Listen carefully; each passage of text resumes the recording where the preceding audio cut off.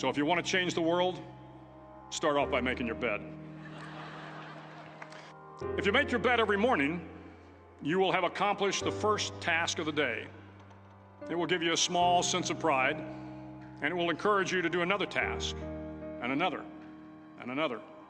And by the end of the day, that one task completed will have turned into many tasks completed.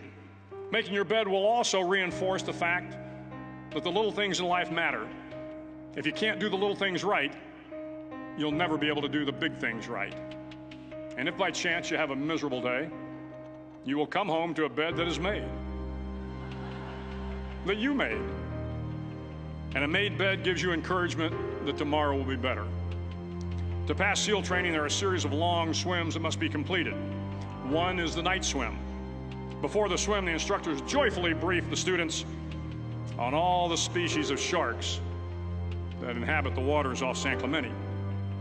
They assure you, however, that no student has ever been eaten by a shark, at least not that they can remember. But you are also taught that if a shark begins to circle your position, stand your ground. Do not swim away. Do not act afraid. And if the shark, hungry for a midnight snack, darts towards you, then summons up all your strength and punch him in the snout, and he will turn and swim away. There are a lot of sharks in the world. If you hope to complete the swim, you will have to deal with them. So if you want to change the world, don't back down from the sharks. Over a few weeks of difficult training, my SEAL class, which started with 150 men, was down to just 42.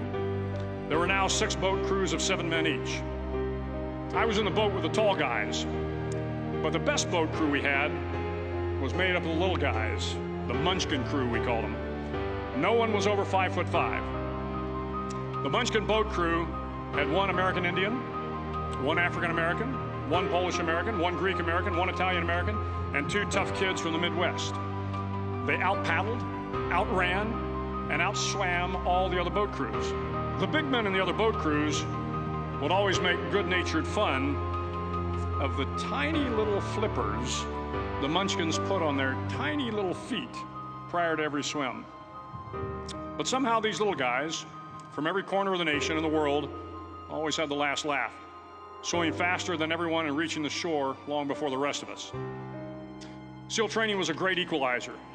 Nothing mattered but your will to succeed, not your color, not your ethnic background, not your education, not your social status.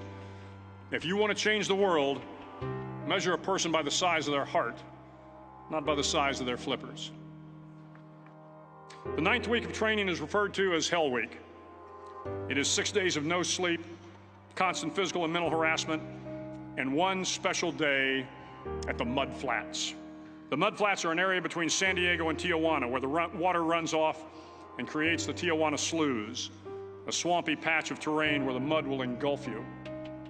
It is on Wednesday of Hell Week that you paddle down in the mud flats and spend the next 15 hours trying to survive this freezing cold, the howling wind, and the incessant pressure to quit from the instructors.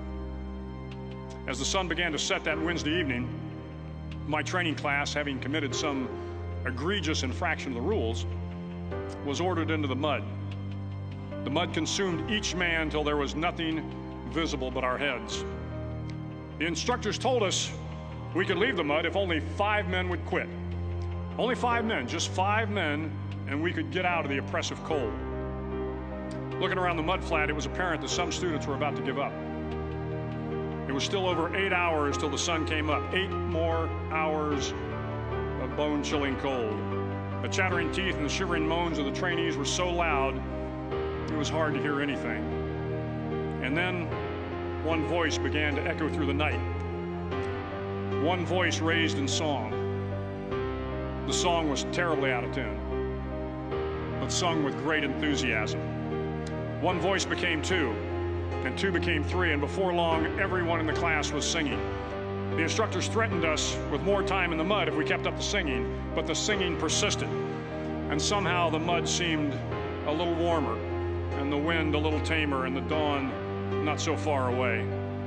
If I have learned anything in my time traveling the world, it is the power of hope.